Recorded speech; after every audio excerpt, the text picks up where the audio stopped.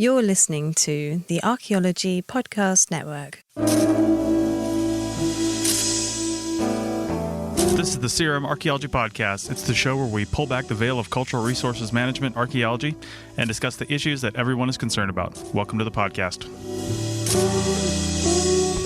Hello and welcome to the CRM Archaeology Podcast, episode 139 for June 20th, 2018. I'm your host, Chris Webster. On today's show, we talk about company policy towards employee welfare. So sharpen those trowels because you're going to want to stab me in the eye, and because the CRM Archaeology Podcast starts right now.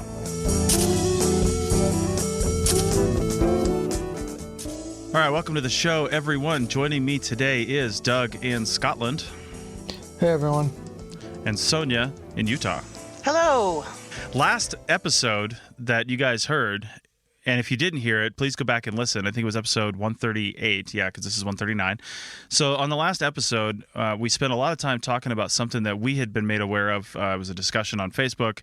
I'm not going to get into who that was because it's not important. It's a topic that's important, and it was about drive time. And it was basically about drive time to a project area, basically. But it's kind of like for daily work, not for, say, a 10-day or an 8-day or something like that, whatever you do, like we do out here in the West. But let's say you're a local field technician and the office doesn't have you come into the office, but they have you just go from your house to the field. And, you know, it's not going to be very far. It's going to be 20, 30 minutes. Otherwise, you'd be in a hotel somewhere.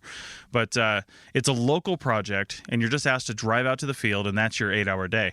And in that case, you're not getting per diem because you're going home at the end of the day. You're not getting paid drive time because you're just going to your work site. And if it was an excessive, and I don't know how that defines, maybe Sonia can help me with that, but if it's excessive on the distance that they require you to drive, maybe then some mileage would be covered. But then again, I don't really know. You're driving your own home personal vehicle out to a site. So anyway, we talked about this for an hour on the last episode, but Sonia and Doug weren't on. And Sonia, as a business owner, somebody who's deep in the field season right now, is intimately aware of this and has a very different perspective on this than, say, Stephen and Bill did on the last episode. So for just a few minutes, I want to get Sonia's perspective on this and how that works. Sonia, first, how would you treat a situation where you've got a local field tech and you've got a job that is considered local, not far enough away to get a hotel room, but still is like an hour drive from somebody's home or from your office? How do you deal with that? Is it just kind of like, that sucks, or is there some sort of compensation? Well, okay, first things first. It always depends on how the contract is written, and sometimes the contract is not written in favor of the company. So sure. The client, for example, may have set rules and requirements on if you are within 2 hours of your project. If your office is within 2 hours of the project area, then no, we're not going to pay for overnight or per diem or drive time or anything like that. So that's not a choice of the company other than whether or not the company wants to take the project. You understand? Mm-hmm. Yeah. So sometimes it's an hour, sometimes it's 30 minutes. Here's the deal. When you take a local job, your job site, meaning the location where you're conducting your work, is your office. Mm-hmm. This is like driving from your home to your office. You don't get paid to drive from home to your office. I don't get paid to drive from my home to my office. When I worked for a company many years ago that I didn't own, when I actually worked for another company, I spent an hour to 2 hours every day just driving from my home to the office, depending on the time of year. During snow, It was worse. It was worse time. It took 2 hours to get there.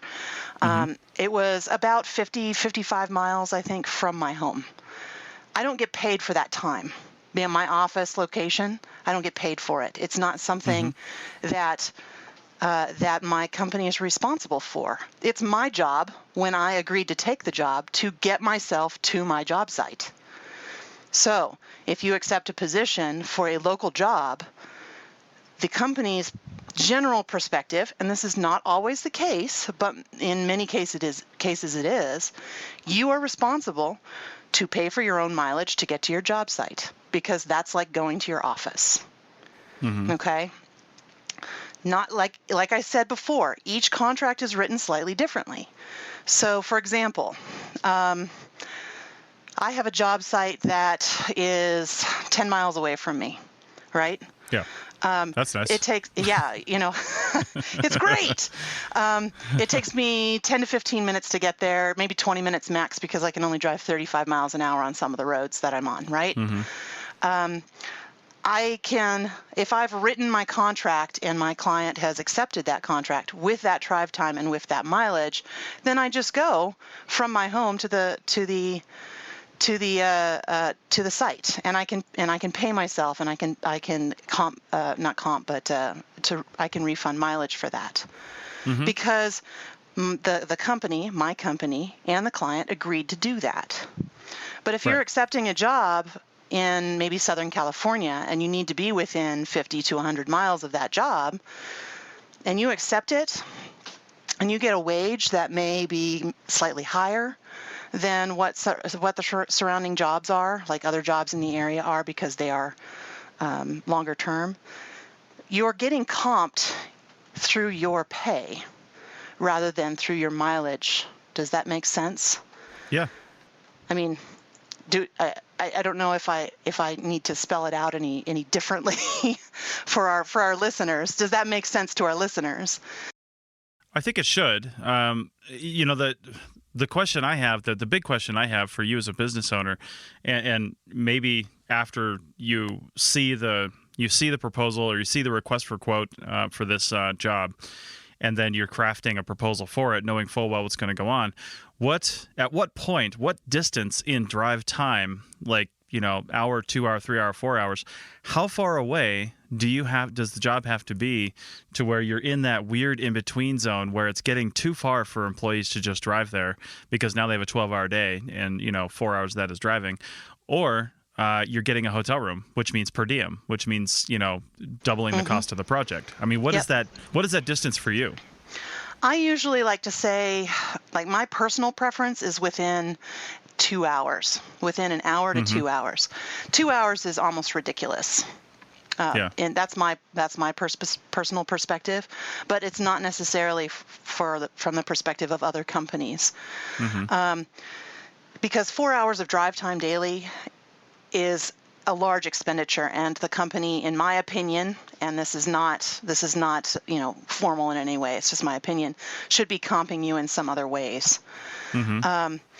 I would say an hour, because in reality, you could live 40 to 50 miles away from your office and not get paid for that drive time.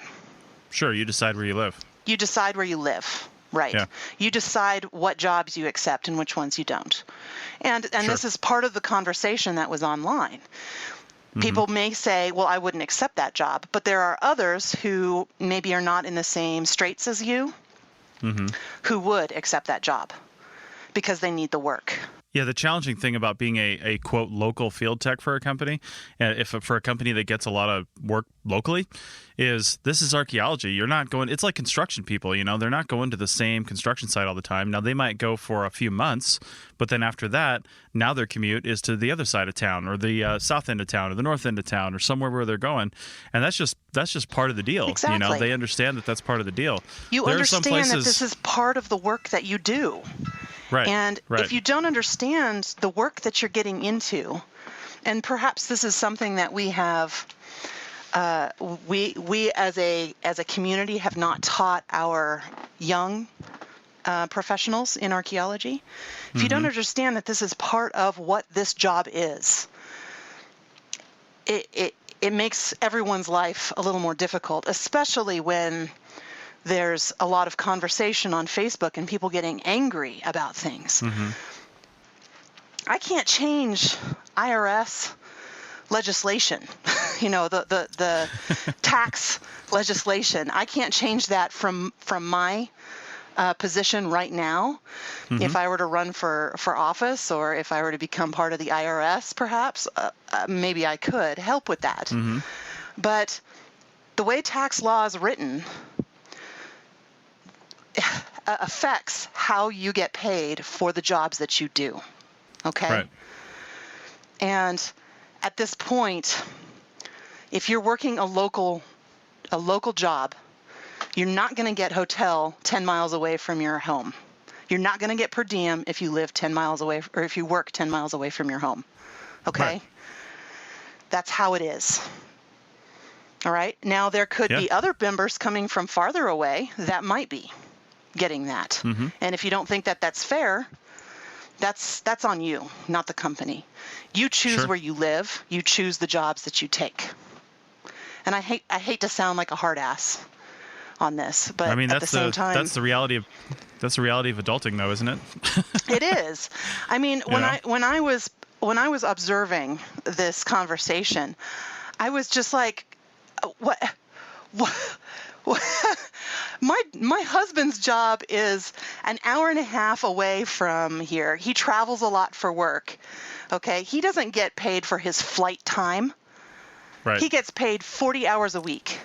Okay, because he's salaried. Now, but at the same time, even if he was hourly, he would still have to drive his sorry butt an hour and a half down the road in the morning to get to his job and to drive an hour and a half home on good weather days. Mm-hmm. He doesn't get paid for that time. He doesn't get a hotel to stay down south when the weather's bad, or because it's so far away. That's just the job. Yeah. Understand, when you go into this work, understand what you're getting yourselves into. Mm-hmm. And this is part of what this podcast is intended for. Absolutely. To help educate you. And I wish we had, and I hope we have, a lot of young professionals who are still getting their degrees and getting more experience that are going to start understanding this. And this is perhaps where we have failed you. We as more experienced professionals and professors. Sure. In this situation, I really wish Bill was on so that we could have a conversation about that. Yeah. Well, Bill, you should. I haven't, as of this recording, I haven't released the last episode where we spent a lot of time talking about this, but I think you'll be interested to hear Bill's thoughts on this. And maybe after both of these comes out, we'll have all you guys on again to discuss this one more time once you've heard each other's opinions, because they're pretty striking. But, as you said, Sonia, you choose where you live and you know what the job is entailing and you know what's happening. When I was in the Navy, it wasn't my first job, but it was my first real adult kind of job. I mean, I'd worked in high school a little bit, but when I got into the Navy, that was like, no shit, here we go. And I got married a little while after being in the Navy. And even before I was married, though, my girlfriend at the time, or fiance or whatever she was, we were living just because where she was working and what was going on, and we were doing this illegally because in the Navy I had to be less than a half an hour away from the base in case I got called in, but they didn't know where I was able to somehow fly under that radar. But I was a good hour and a half away, probably an hour if I really sped down the interstate in Seattle, but I was a good hour and a half away from the base, and I drove that every day, 5 days a week, sometimes more when I had a watch or duty on the weekend, and it was my choice. And eventually we moved closer, but that was my choice. And people that live in big cities, I think the traffic in Seattle or Los Angeles or San Francisco, any of those big cities, you choose where you live and you choose what jobs you're going to take. And if you're a local field tech, well, you know that your job is going to send you around the local area and you're not going to get per diem for that. That's just the way it's going to be. Like we said, construction. Yeah, it is very much like construction, and there are other jobs very similar to this. And I know that people want to make a change. I know that, and I understand that. The thing is if you're out working for some other company, like I don't know, let's say you're going to go work for Apple. You know what I mean? Yeah. If you're going to go work for Apple computers, you're going to need to drive your sorry butt from your home to your office. And Apple is not going to pay you for that time. They're also not going to pay you for that mileage. And if it's bad weather, they're not going to put you up in a hotel. That's not their responsibility. It's your responsibility to get yourself to your job. Okay? Yeah. And I know I sound powerful and heartless, but at the same time, this is about being an adult. Sorry, go ahead.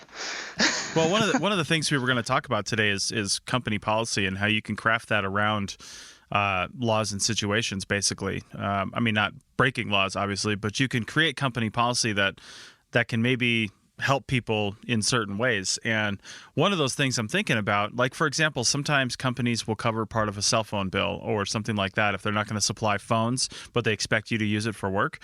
Some companies supply a boot allowance every year, so they can pay for boots. Those are things they don't have to do, but things they do that are just nice to haves. And one thing that I think I would probably do, I haven't had this situation yet, but if I had a bunch of local people and all of a sudden we got a job that was in, that was a long ways away, but it was not in a way that we could actually go out there and stay or camp for whatever reason, maybe you can just give a bonus at the end of the project or at the end of every couple of weeks for pay or something like that maybe is a flat, here's some compensation for your mileage and wear and tear in your car, but we're just going to call it a bonus and do that. It's not going to be every time, but for this project, that's what we're going to do. I'm going to take a hit or something like that. So exactly. And those are things that I've done before. Like, for example, working on holidays. I don't believe in most states that it is the law to pay double time. You can work on a holiday for regular time, but because I appreciate the work that my crew is doing, I have chosen and I have written my company policy to provide double time to my crews. Sure. That doesn't necessarily mean that you're going to be working a full 8 hours. You might work 4, but because you're getting double time, you're getting paid as if you're working 8 hours. Yep. Now, when I pay double time for 4 hours, say somebody makes, I don't know, $15 an hour or $20 an hour. Let's say $20 because it makes math a little easier.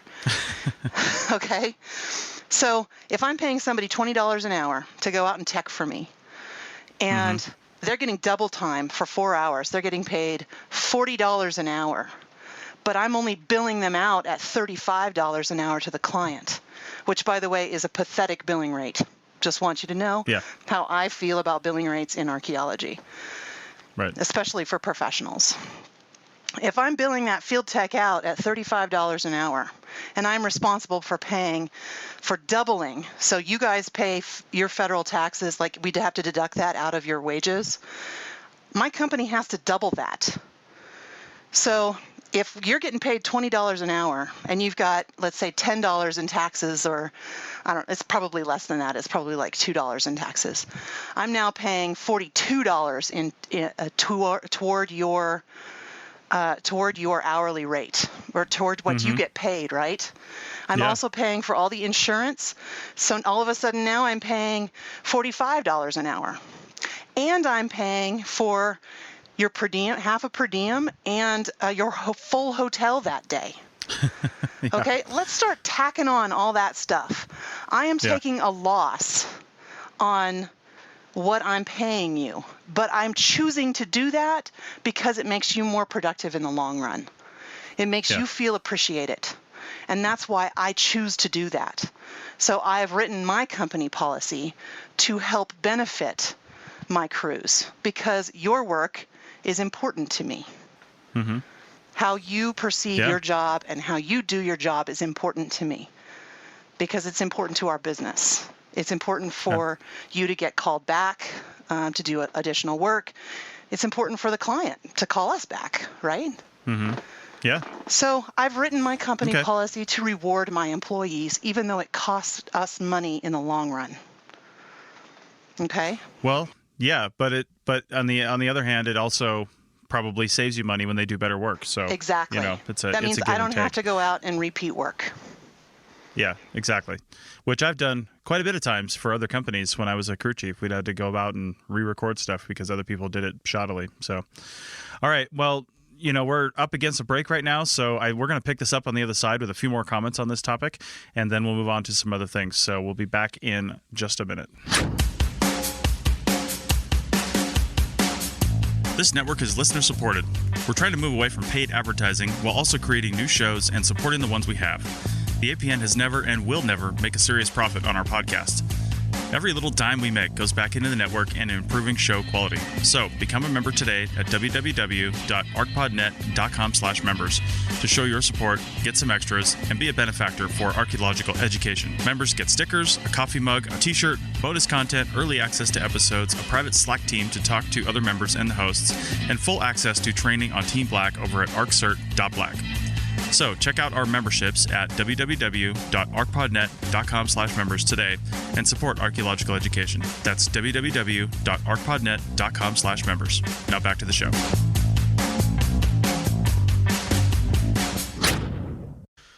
All right, welcome back to the CRM Archaeology Podcast. And when we ended the last section, we were talking about basically drive time, but more importantly, company policy. Again, like we talked about the entire last episode, but we've got some different perspectives on this time. So we're going to pick that back up. I know Doug's got a few things to say about this, and I know Sonia's got some few more things to say about policy and rewards. So Sonia, we were talking over the break. Why don't you just kick right back into that and say, everybody needs to work for your company because you give them an extra $10,000 a year, right?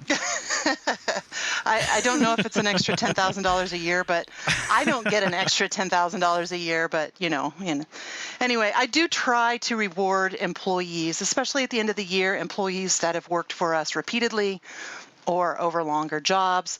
We sit down and we have like a end of the year party, kind of a holiday party sort of a thing.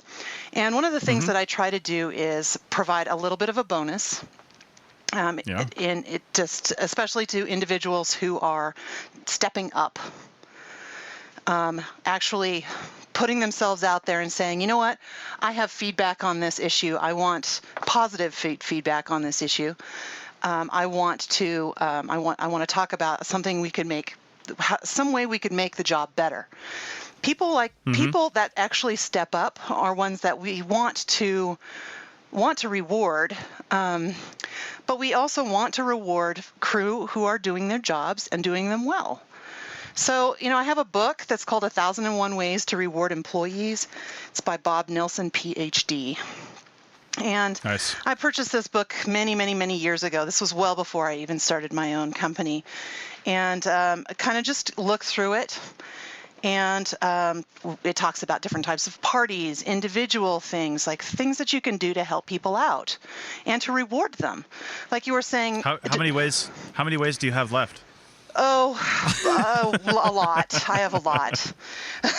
Nice. Like you were saying in the first segment, purchasing boots for someone, memberships to different archaeology associations, sending them to conferences. These are all different types of rewards, but because they not only benefit you, but they benefit the company in its exposure, in its research and that sort of thing. Mm-hmm. And even like parties and gifts. The federal tax law limits us to spending $100 in a gift, like just a regular gift, present for you. But what I can do beyond that is purchase you field equipment. Mm-hmm. Or pay for your trips to go to the SAAs, or different types of things. Companies can reward you for this. They can give you bonuses. Now, just as a heads up, bonuses are taxed differently than regular income, so keep that in mind. But there are a lot of things that companies can do to help their employees out and to help them feel appreciated. So now I'm talking more toward leadership, company leadership, and less so to the field crew. But to you field crew members, the way to get these rewards is to do good work, is to not always be talking negatively and griping about stuff, to provide feedback. And when I say feedback, I'm talking about constructive feedback. It doesn't always need to be positive, because I said positive earlier. Constructive, not destructive feedback. Mm-hmm. Stick your neck out there and say, hey, I have an idea. I think this might work better. Yeah. Those are ways that you can be rewarded for taking a step up and doing good work.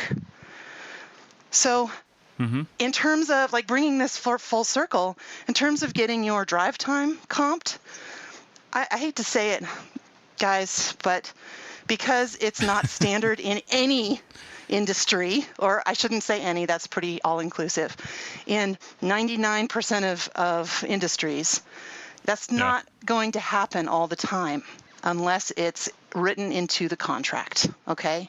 And sometimes that's not up to the company. Right. You're not always going to get per diem. You're not always going to get hotel. You're not always going to get mileage. Okay? That's just how it is. I hate to sound like a hard ass, but there it is. There it is. Be an adult. This is an adult job. Okay? Yeah. And, before we bring Doug in for some comments and some perspectives from the other side of the pond here, I got to say, we saw, I was looking at this morning, or last night or whatever it was, I was on Facebook, and somebody I know, a friend of mine, put up a Facebook video of a project she's on, and, she was showing something, whatever. It was just a little tiny video. It wasn't even about the project. And my wife was like, oh, man, she must always get on good projects. She always seems, happy and stuff like that. And I was like, no, she just has a good attitude. It's like, she's on crappy projects. We all are, crappy for one reason or another. And somebody's crappy project, maybe somebody else's good project. And it's just about perspective. And she just always seems to have a positive attitude. And I'll bet she has her negative days. I'll bet she has her depressing days where she's just like, why am I still doing this? But the thing is, she doesn't put that out there. She doesn't put that out there and whine and cry about it. She puts out positive things. So it looks like she's always a positive person. And I'll tell you what, that reflects on her as an employee too. If it was between her and somebody else that's always posting negative things on Facebook for me as an employer, I'm probably going to hire her. Yeah. You're going to hire the positive person and not the negative person. Seriously. Yeah, absolutely. I've had my share of negative attitude employees, and I'll tell you, I give you a few chances to change that around, that attitude around, and if you don't step up, and absolutely nothing is good for you, you're done. Honestly, I can't have that poison spreading throughout my entire crew, and it is poison. And God's honest truth, I cannot stand it. I know the work sucks. I know it's hard. I've been there. I've been doing this for 20 years. I'm not just one of those company owners that doesn't know or have any understanding of what's going on in the field. I've been stalked by wild animals. I have to carry a gun. I am I am not out of touch with this. So if you can't be positive, or at least try, I recognize that sometimes days are just shitty. But if you're negative all the time, you're not going to move forward. Yeah. All right. So speaking of moving forward, Doug, you've been listening quietly for 31 minutes almost, and actually 27 minutes. So what are your thoughts on this? What are your thoughts on this topic, either from a personal standpoint, from what you've done in CRM, or from a European standpoint, from stuff you've done over there? Yeah, I want to know how it's different between Europe and the U.S. Okay, well, first, I can't speak for all of Europe. Similar to how it's a bit different on the East Coast, how they do archaeology from the West Coast in the United States. Each country, while similar, has its own little quirks and ways of doing things. What I could say is generally this would not be too much of an issue in European archaeology, in that you don't travel very far distances to go to your project. This is going to, again, differ from certain countries. So certain countries will be highly centralized, where they just have one government organization that does all the archaeology, and so you might then be centralized and moving about. But say the UK, where very similar system to the US, private companies bidding, and they're working for essentially the developers and the other contractors. And there's a local government who requests that the archaeology happens, but doesn't undertake it. Very similar system. But in the UK, it's such a tiny country. It is so tiny that basically companies can't afford to really have projects several hours from their office.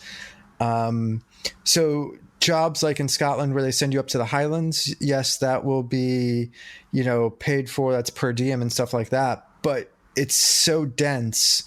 It's like being on the East Coast, up near New York and Boston and all that area. It's the country's so dense that if you have to pay for any sort of travel or any overnight stay, chances are you're going to lose out the bid because that's just going to raise your prices so much. You're going to lose it out to someone who it'll literally be in their backyard. And so a lot of companies, even for like remote areas, will have an archaeologist that they hire in, so they might subcontract to.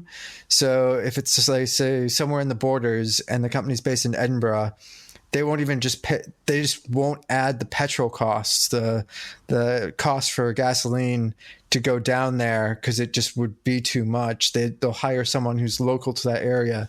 And so you have what you'd call sort of local archaeologists who basically will be the subcontracted person for all the bigger companies. And so this isn't too much of an issue. There will be some projects that are more remote, wind farms up in the hills or something like that, and it gets a bit complex. So there's EU-wide regulations that apply to the 28 countries that are part of it. So this covers most of Europe, and it'll really depend on if you're considered having a set office or not.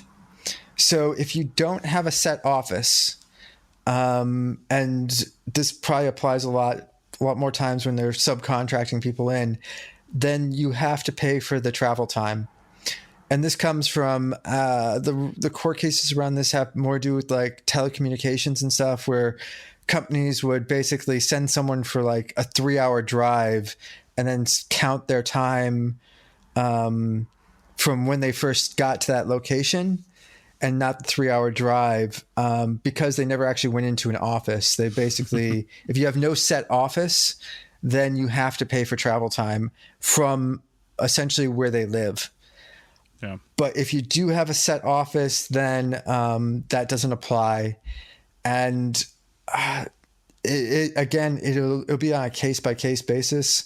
Most of the companies will, like, let's say if you're being sent far away, they will pay for the part of that travel time. But it's a pretty rare case. And basically it's assumed that if you're digging or, basically you're not being paid for that time, that travel time, if it's close enough. So that's how it kind of works. And that's EU-wide regulations that apply through half the countries in Europe. But it is, again, very different. But it's something that's just not gonna come up a lot, because you're not going to have to travel very far. Like in one case, it may be that so what I've done in the past is actually you have to get to the dig or the excavation yourself, and many times it's actually closer to get to the excavation from where I'm living than it is to get to the office. So, I save some time on the digs when I go out. So it is very different, and it's almost a non-issue here, except in very specific places that, bits of Scotland, parts of Cornwall, the more remote locations. And occasionally it may be that you're going out, but then like in those cases, if you go to the office and use a company vehicle, then you're getting paid for that time. So I guess it's all a bit complicated, but it's not like the Western US where, you may be going for an hour or two drive to get to a site. It just doesn't happen that much. Do you think that's I mean, that's the primary reason why people aren't really talking about it? Because it kind of surprises me that any point at which the job is costing you a little bit extra money would be a sore point for people. And maybe it's a cultural thing over there. They just don't want to complain about it. But I always hear how low the salaries are for archaeologists in the UK. So you'd think that every little bit where they could save money, they'd probably be trying to get something out of their company or say something about it. But just nobody's having that conversation, regarding drive time anyway. Well, again, it's such a rare thing because most excavations are happening in cities and towns. So you're actually taking public transportation. There's very few archaeologists. Half the population doesn't have a driver's license. So right. Actually, a lot of job adverts in the UK, your degree is almost meaningless. If you have a CSCS card, which basically it's a requirement for working in construction, it's health and safety, but being able to work on a construction site, and if you have a driver's license, that will get you a job before any degree will, and possibly a couple of years of experience. Because essentially, a lot of archaeologists don't have a vehicle, but if you say need to pick up the company vehicle and drive it there, that not many people have a driver's license, so it's a big deal. And so that actually will keep you on a job more than experience, and it will get you a job easily. I don't know, your degree is almost pointless when it comes to your first entry level job. Get a driver's license, it'll go so much further. So it's not that big of a deal. And sometimes what it'll be is like you get to take the company car home with you, so when you're driving, which means you don't have to pay for you guys can't see it, but air quotes, petrol. So in the UK it's called petrol, while we call it gasoline in the States. So in a sense, that's actually you're driving the company car, but you're not having to actually pay for transportation. So it's a little bit more mixed than that, and pay is pretty similar to the US.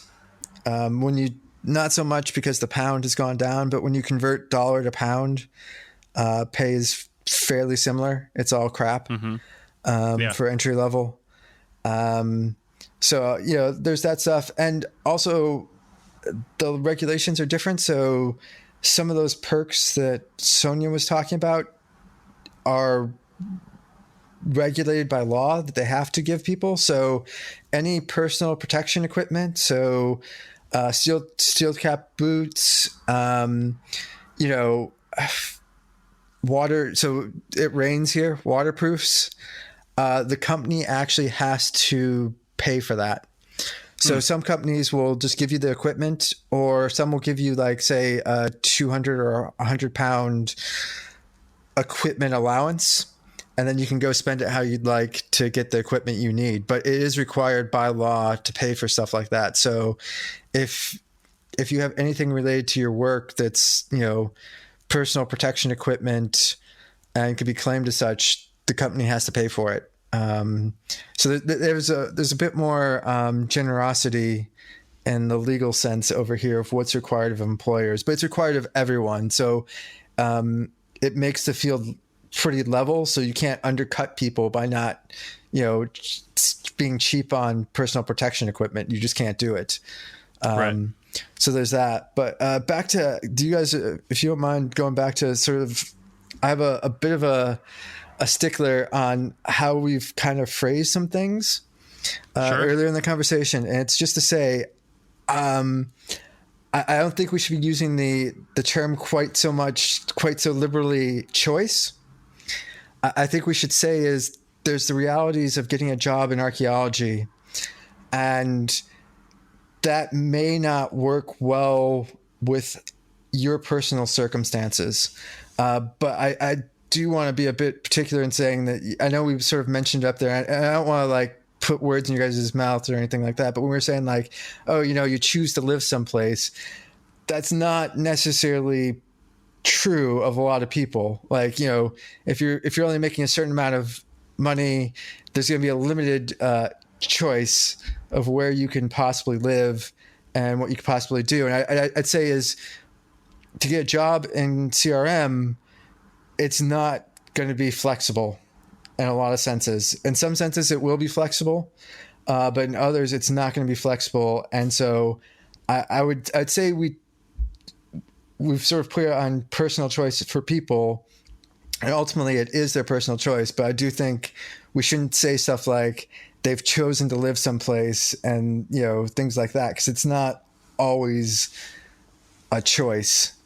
Right. But those choices, I mean, that when I say somebody chooses to live someplace, sure, they may not have been able to choose out of very many options because of the lifestyle that they've also chosen, or the job that they've chosen, or the career that they've chosen.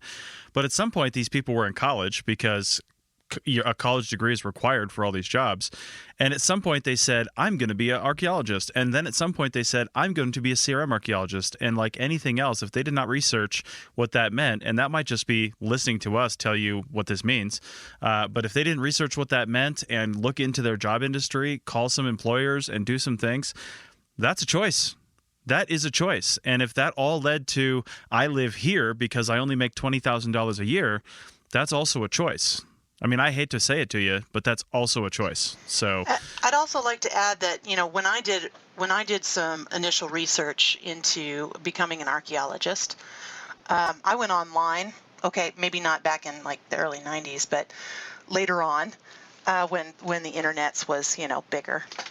I went online and looked into, well, how much do professional archaeologists get paid? And honest to God, I was like, dang, $55,000 a year? That's awesome. Yeah. No, that's right. Incredibly misleading, because it's a huge average of everybody. And the problem is young folk are looking at that and going, wow, I'm going to make $55,000 a year, or however much it is. It should have been somewhere around there. And they're not being taught that early. Mm-hmm. And that again is another shortcoming or a failing of our educational system. We're not understanding that you're literally making like $28,000, $30,000 a year to start, and probably for the next 10 years of your life, depending on how eager you are to move forward. Yeah.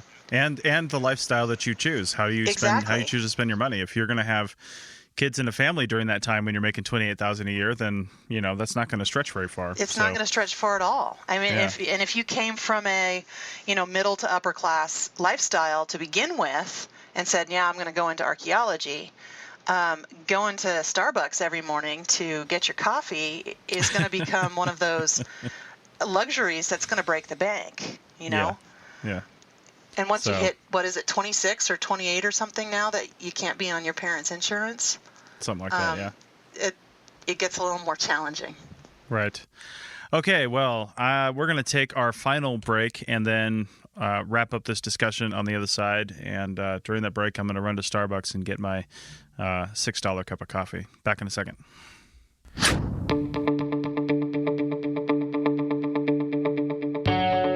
Hey, podcast fans and digital archaeologists. Have you heard about WildNote? It's a data collection app that works online or offline on your smartphone or tablet, iOS or Android. It allows you to collect field data easily, manage data efficiently, and generate data reports and site records effortlessly.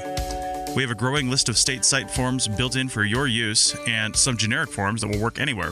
Check out the shovel testing and photograph forms. You can get a free all-access 30-day trial today by going to wildnoteapp.com. That's wildnoteapp.com for your free 30-day trial. Now back to the show.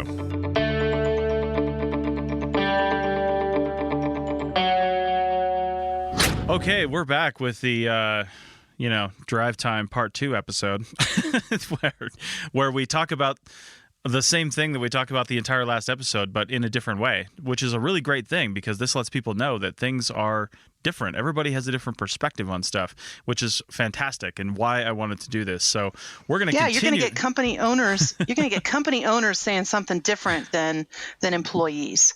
Absolutely. Yeah. Which kind of reminds me as a little bit of a segue into something I hadn't planned on talking about, but I've been thinking about for a really long time. If you're listening to this and you're a field technician, I don't care if you started working last week or if you've been a field technician for 40 years. I kind of want to start bringing on maybe once every other episode. I like to do it every episode, but I don't want to get too ambitious. And have, like, as a guest host, a field technician, because all the hosts of this show are graduate level archaeologists that have done, other things and maybe haven't been field techs in a long time.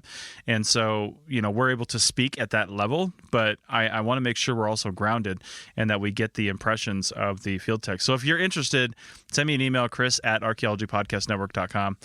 We record at 9 a.m. Pacific time on every other Sunday.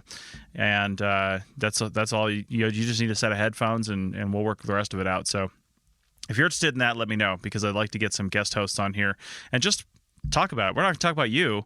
You're just going to chime in on the conversation. So anyway, with this shorter segment here, we're going to continue the company policy discussion and talk about, I had a couple notes down here, double occupancy and per diem, because we mentioned it in other shows, but kind of pushed it off to its own topic. So let's just kick this off then with some more policy stuff. Again, double occupancy. We've talked about this before.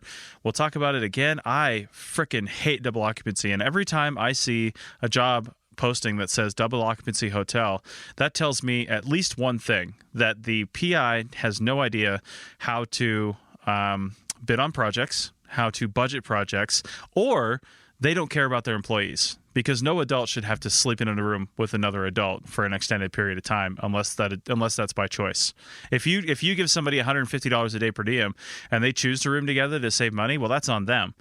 But if you force them to room together, then I'm sorry, but that's just too far.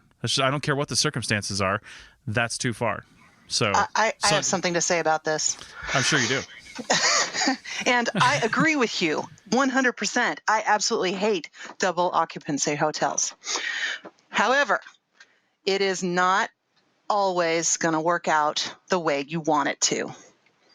So, for example, I have a project up north in a really, really remote part of Idaho.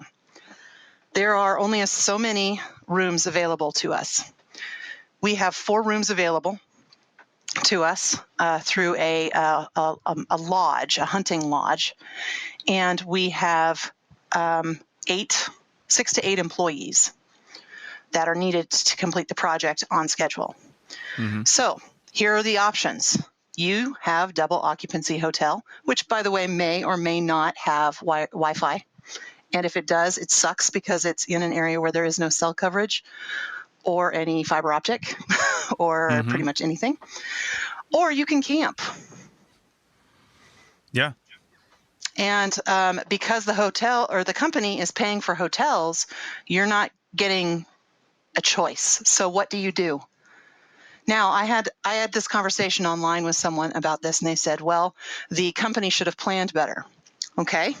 The company should have planned better. In what way? How could they have planned better? The next closest hotel is 3.5 to 4 hours away. So do you want 8 hours of round trip travel plus another 8 hours of work during the day? Mm-hmm. Or do you want to actually sleep at night and rest? Right. It doesn't always work the way you want it. And it's not always because the company didn't plan well and doesn't care about their employees. Sure. And I don't want to say that that's always the case. Sometimes you're right. Sometimes there really aren't very many other choices. But that being said, I guess my point with the whole thing is I still want to put the choice on to the employee. And even if this hunting lodge is the only thing around that you guys can possibly stay in, then leave it to the employees to find that hunting lodge, or you rent out the entire hunting lodge as the company owner and then rent the rooms out to them. I mean, either way, it's a choice. I don't want to be forced to have to stay there. If I want to camp or if I want to stay in a hotel 3 hours away, just give me the per diem and let me make that choice. That's my only thing. The hunting lodge is not just it's not just a hotel, it's a business. It takes people out. It takes hunters out. That's their business. Renting out an entire hunting lodge is not how do I put this? Good for the project, because renting out the hunting lodge could quite literally cost about $5,000 to $7,000 a day. Sure. Yeah. I mean, I get it. I mean, Yeah. and there's no, if not more, because people to pay $5,000 to $10,000 for a 3-day hunting trip. Yeah. So keep that in mind. It is not always planned, and it is not always intended to harm the employees. Because honestly, I hate double occupancy as much as anybody else does. Mm-hmm. To me, it opens up the company to risk. Sure. Any type of there's many different types of risk. I mean, I've seen knockdown, blowout, drag out, fights happen because of double occupancy. I've seen sexual harassment happen because of double occupancy. I mean, like I said, 20 years of experience here. I've been around the block a few times. I've seen people pull guns on other people. That ain't fun. Sure. Yeah. And this project you're talking about, Sonia, is probably, honestly, it's probably an outlier project. It is. I mean, yeah, They're very we're talking few and about far the between. average project. Yeah, average projects. And then there's also the super sketch hotels that you have that can get, I mean, that doesn't really have much to do with double occupancy, but, just to add it, that there's, the hooker hotels. Those are scary. Sometimes it's better to have 2 people in those rooms than one. There's all sorts of different scenarios that young professionals or new professionals may not be considering. So please don't always assume that the field director doesn't care about its employees or that they didn't plan or budget correctly. There's a lot of thought that goes into these things. Now, to be honest, sometimes that is 100% the case. The field director didn't give a crap. The project manager didn't give a crap. The company, the client was like, no, we want to double people up, whatever. Sometimes that is the case, and it sucks. Yeah, and my experience with discussing this topic entirely comes from working in the Southeast and Southeastern United States, and it was. And I don't mean the outlier project like you're talking about. Like if a company 80% of the time just gives you per diem and says figure it out, then that's fine. But on that one project where there's only one place to stay and the company has to, reserve it or do something, then sure, as long as people know what's happening going in, again, you make choices and you say I want to do that project or I don't, and then you go from there. But when it's company policy to double up, like it is for a lot of the companies in the Southeast, it's just simply company policy is to double up, and that's how they bid on projects. Oh, that's hell what no. I'm talking All right, about. guys, I'm gonna stir the pot curious. just a little bit. Doug. Yeah. So how does that differ from our conversation about travel? So I look at this in the sense of, I would like a job that would pay me for travel. I'd also like a job that wouldn't do double occupancy. And obviously we've talked about, that's not the realities of CRM. And I mean, you basically have to go into a different profession that will pay you to drive time and pay you for, not to do double occupancy. But are we not just saying it's basically slightly different version of the drive time conversation, only we're talking about hotels instead of driving? Or do you guys see this as something different? I see it as something different because per diem, I wrote this in my notes, per diem is really what I'm talking about. And double occupancy and hotel rooms in general are just a side offshoot of the per diem conversation because it's paid for out of per diem typically. So even if the company's paying for it, it's paid for based on, the rates that are for that area for hotel rooms and things like that. And that's what they put into their bid. So per diem for an archaeologist is like tips for waitstaff. We don't hesitate. Well, at least in this country, we don't hesitate to tip because we feel bad that the person serving us is getting paid $2.50 an hour because that's what they're allowed to get paid, and they make their money on tips. Well, archaeologists, it just should be acknowledged. They make up their shitty income. They make it to a livable level because of per diem. And then they're going to make their choices on where they want to live and how they want to live based on per diem. So if an archaeologist is young, has no bills, no family, no anything like that, and they want to stay in a 5-star hotel, then let them. But if another person has bills and maybe has a family and is supporting people in the background and wants to hook up with somebody else that's also doing that and save some money in the hotel, then they should be able to do that. But when it comes down to drive time, that's a different conversation because that's just that's just not part of per diem. That's just driving to work. That's like what Sonia said, that's expected that you're going to drive to work if you're doing a local thing. But per diem is not. Per diem is a different but deal. It's not a legal requirement. Yep, exactly. And not so in some cases. So it will be a legal requirement for. I know some federal requirements and stuff like that, but it's not. Per diem is not a worker's right. Nope, it's not. Sure, but try doing a project without one. Yeah, but this is what I'm saying is like we're expecting that. I think our conversation is actually, double occupancy is going to happen sometimes because there's not enough money. But in the same sense, we could get paid for our drive time. There are other professions that get paid for their drive time. I'm saying is I think I don't see them being very different. And I think we should be definitely giving the advice that, this is the realities of archaeology, but I don't think we can separate the two. I think we should either demand both drive time and per diem at a certain level, and anything else is just going to be a choice. So let me tell you how I'm separating the two. If you get per diem on the job, okay, so all the factors and all the stars aligned, and you're getting per diem on the job, then that per diem should just be a flat rate per diem, and you get to choose your hotel, you make it to the project on time, you do everything you're going to do.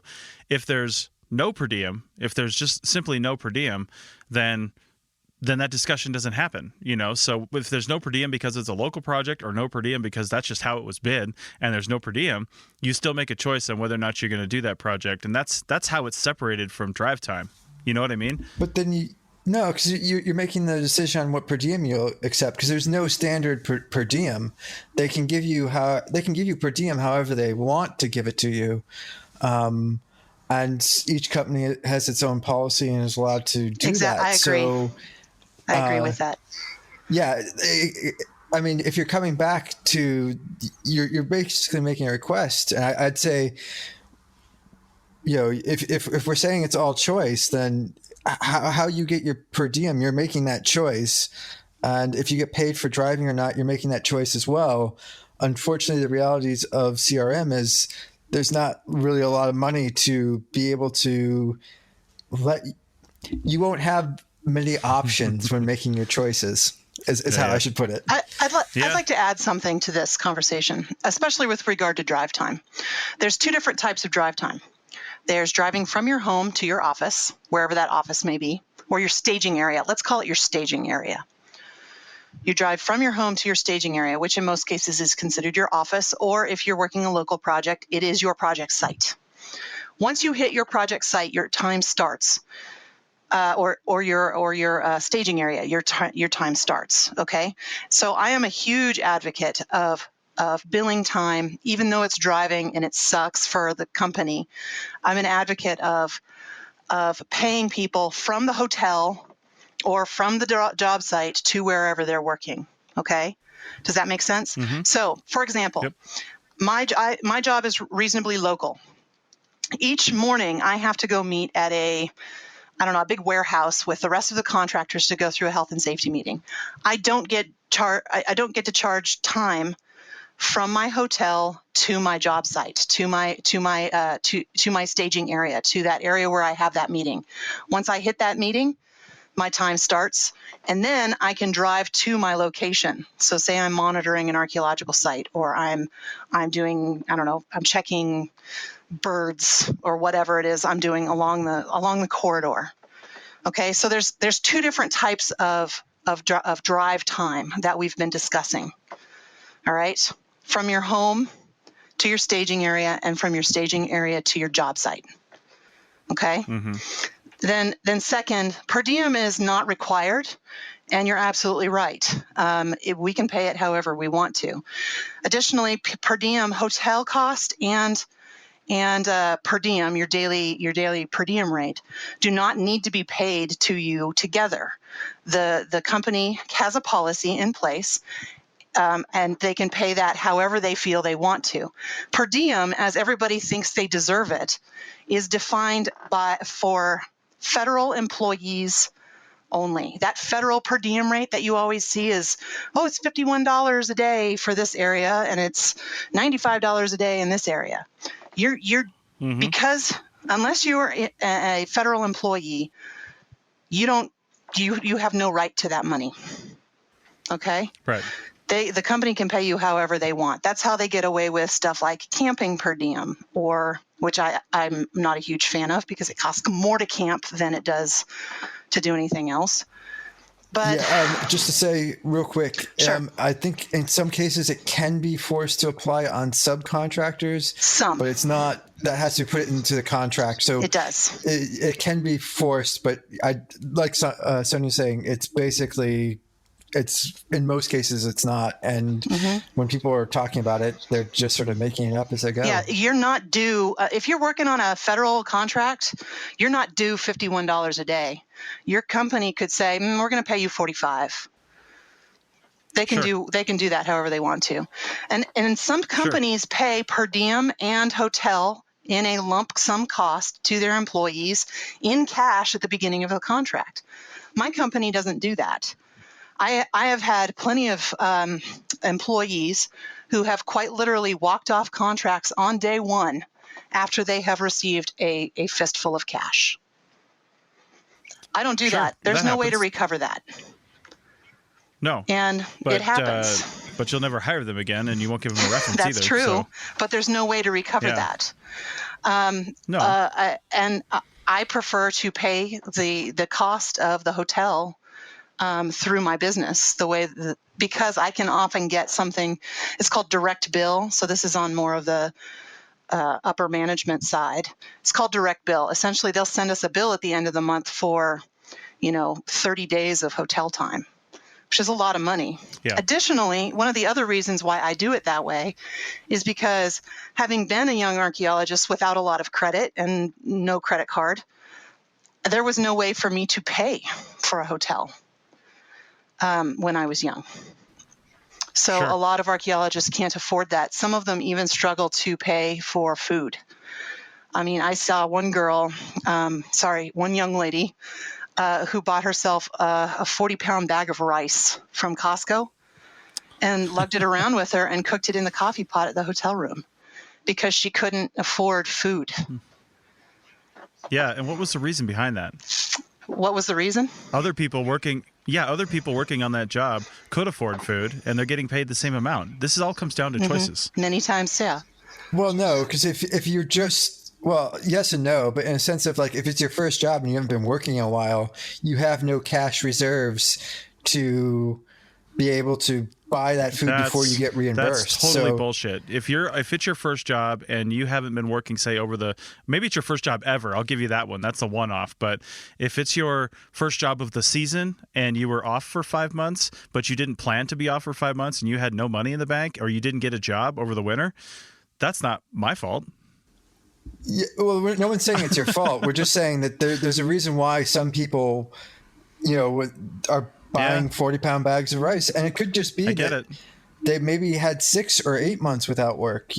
Stuff happens, and you have no cash reserves whatsoever, and it's that, or say get a credit card and go into a massive credit card debt. So maybe that she could be making the smartest choice that she has, which buy is the 40 pound. In the long run, it'll probably save. It will. Yeah. So in the long run, it'll probably save her money because she's not, doing payday loans or credit card and stuff like that. It just sucks for when she starts out to, get the 40-pound bag of rice. But, next paycheck, she'll have money. Hopefully, or maybe it is that she's actually, maybe she's seriously into debt, and this is her smart choice to she's cut all of her expenses to the bone just so she can pay off the debt faster. Now, and not to sound insensitive and contrary to what I've just been saying, I do pay per diem at the end of the project on the pay cycle. We do everything on a pay cycle, so it's. When I have people coming to me saying, "Can I get an advance on my paycheck? Can I get an advance on my per diem?" And I don't make a habit of doing that. Sure. I don't know you. I don't know if you're good for it. You have to establish credit with me the same way you have to establish credit with a credit card company. You know what I mean? I mean, it may sound insensitive, and it's not intending to be. It's business. No, it's not insensitive. It's you not being responsible for other people's decisions when they come to you for work. I mean, that's just smart. So, all right. Well, we've gone way over time on this, so I'm gonna shut this down. I'm glad you guys had your. And I think we may even bring up per diem in the next episode because we could just keep on talking about this. And I'm glad. I think it's great. It's a great conversation. Well, yeah. And I'm glad you guys brought up the legalities of it because I don't think a lot of people know that because they do think per diem is a right and not a thing that the company is giving you. That being said, it's become, because per diem is given more often than it's not, it's become like tipping in a restaurant. You're still not required to tip. I can get my food at a classy $500 a plate restaurant if I want and not leave any tip at all. Nobody's gonna, they might spit in my food the next time I walk in the door, but it's not illegal, right? So, because of that, it's the same thing with per diem. It's become an expected thing. Like if I go take this job that's $15 an hour, but it's $130 a day per diem, that's okay. Or if I take a job that's $20 an hour and it's only $90 a day per diem, well, maybe that's okay. Yeah. Those are the choices that I make, but it's become kind of an expected thing. And if employers want to keep employing people, if they're not going to, and this is, Sonia, this is a completely other conversation that I'd like to have with you at some point, maybe off the air first, but if employers don't regionally get together and start setting prices for contracts. That's illegal. I start agreeing to ranges, That's though. That's price setting. I know That's illegal. But it has to be done. It has to be done where we start saying, listen, we're not going to bid below this point. We're not going to fix the price, but we're not going to bid below this much per acre in this area. And that's just price fixing, and it's illegal. I mean, I hate to say that. I don't care. There's always one that will underbid it. I don't care. It's not. Chris, the only way you could do that, and all right, watch people freak out. But honestly, there's a reason why there's unions, because a union can set a price and then force all the companies to do it or pay the union rate. Though eventually, if you get a company that isn't part of the union, then they of course undercut. But yeah, you can't price fit. Or what you could do is you can go and talk to your SHPO, and the state or the federal government could set rates that people have to be paid. The Fed does do that. Companies can't get together and do it. The Fed does do that with wage determination, and companies still don't pay it. Right. Companies can't do this legally, but yeah, if they get audited, they get in trouble. Well, it wouldn't. I mean, if you guys, if a few company owners in an area, big companies decided and got together and said, hey, over beers, they said, we're not going to bid this much lower per acre. I mean, you're going to get audited. That's not going to be in your books. That's just going to be there. It's just going to be what you paid for the project. Yeah, but listen, this is like prisoner's dilemma, because as soon as the first owner who can rat out the other owners and not face the fines will rat them out. Everybody turns into a fucking lawyer when we start talking about all this stuff. But I'm talking about decency and humanity. Okay, that's all I'm saying. I'm talking about criminality. I'm not saying legality. I'm talking about how you operate as a criminal syndicate. Yeah, we're talking about breaking federal law. I'm talking about. All right, so Doug and Sonia just said it's not a good thing. So I'm just going to point out that Doug and Sonia just said it's criminal behavior to want to have your employees' best intentions in mind. No, that is not what we said. That's what they just said. That's how I'm interpreting that. That is not what we just said. We said we cannot break federal law. I understand, but we can be decent human beings. And we can agree as company owners. We can be decent human beings. I won't bid on a project if I think I won't bid a low point on a project, and I've been lowballed before, and I just move on to the next project. I'm just simply not going to bid too low just to win the project, just to get another project in the door. I'm not going to do it. There are federal agencies that I will not bid for because all they do is award for low contract cost. Sure. And their low cost, their low bids are like $6 an acre. For a 15-meter transect interval in a really dense archaeological area. That's ridiculous. Yeah. That is incredibly ridiculous, and they know it. Right. But the feds award those contracts. So you know what? I won't bid on them. I flat out have told them, I will not bid on your projects because your award practices are unethical. to the resource and to the crew. Right. So if you think that I'm being unfair to crews, well, you're gravely mistaken. And on that note, I think we're going to end this podcast. We've gone long anyway. I'm just gonna say my one final thought on this is that it's all our responsibility. If you're sitting there complaining about the industry on Facebook, if you're complaining about anything, you're part of the problem. Because instead of complaining, do something to fix it. Because if employers aren't willing to, if you're working for an employer that is not willing to bid a price that's fair, that gets you paid well, then don't work for that employer. If you're an employer that's doing that, well, then you're probably going to get the bottom of the barrel for field techs. If you're going to bid on that shitty agency's project, you're going to get the bottom of the barrel, and you can't complain when you do that because you set that yourself. So we are an industry that is fighting amongst itself, and nobody's coming up with solutions. And all we keep throwing laws out at each other and saying, you can't do this and you can't do that, but we're not talking about what we can do. And we should just talking about what are our problems and what are the possible solutions to them. Let's just do it. So start being constructive. Criminal cartel. Criminal cartel. That's the way to do it. Be constructive, people. Be. I know it's hard to be positive, but be constructive. Like, how can we make this better? We can't just make it better by paying people better all the time. That's not getting to the source of the problem. And the source of the problem is not always your boss or your boss's boss. Sometimes it goes all the way up to the top. And the only way that you can make that change is by electing different people. Right. So if you own a company right now and you're listening to this, I'm going to get with Sonia after this recording. We're going to join our two companies together. We're going to bring yours into the fold as well. And we're just going to call it Big Archaeology. So people can blame Big Archaeology and we'll actually just be that company. All right. Thanks a lot, guys, for your opinions on this. If you've got any other opinions out there, which I'm sure you've either jammed a trowel into your car stereo right now or smashed your phone on the ground so you haven't heard the end of this podcast. We want to hear them. Yes. We want to hear your feedback. Please engage with us.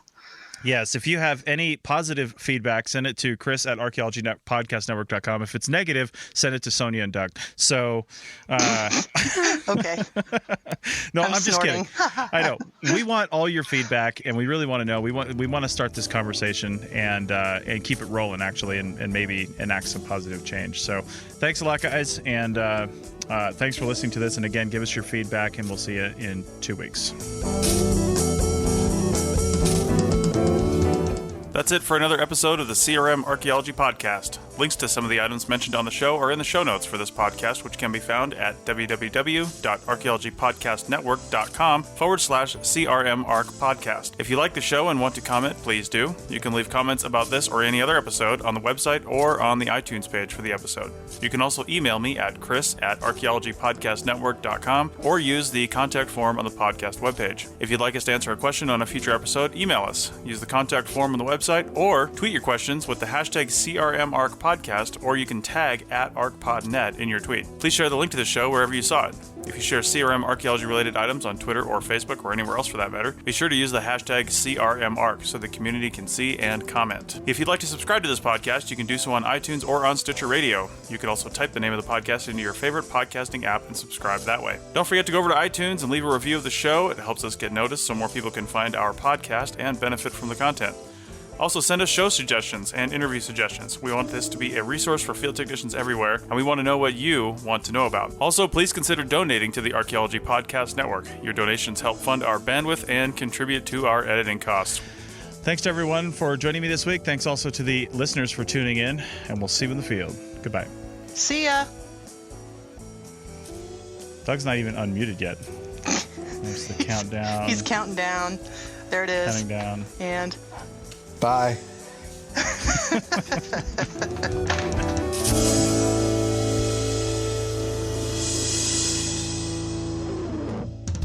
This show is produced and recorded by the Archaeology Podcast Network, Chris Webster and Tristan Boyle, in Reno, Nevada, at the Reno Collective. This has been a presentation of the Archaeology Podcast Network. Visit us on the web for show notes and other podcasts at www.arcpodnet.com. Contact us at chris@archaeologypodcastnetwork.com. Thanks again for listening to this episode and for supporting the Archaeology Podcast Network. If you want these shows to keep going, consider becoming a member for just $7.99 US a month.